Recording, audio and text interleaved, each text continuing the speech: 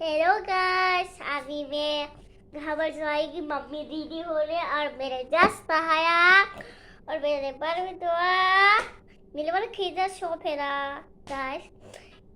और mummy dress पहन रही है, भाभी का ड्रेस है आज।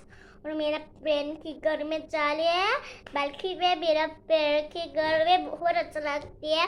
मैं कल बुक करवाई थी इसलिए मैं स्कूल नहीं जाया और भी और मेरा फ्रेंड भी स्कूल नहीं जाया, इसका नाम भी दिविटी था ना, इसलिए अब लोग मेरा वीडियो को शेयर करो, सब्सक्राइब करो और क्या बोलती है इसको वापी वहाँ पर लाया है यहाँ पर।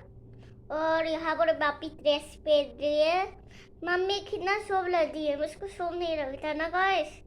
चलो आप मेरा मम्मी आ रही है तो कौन पहने की मेरी मम्मी मैं क्या बोलती है इसको सास।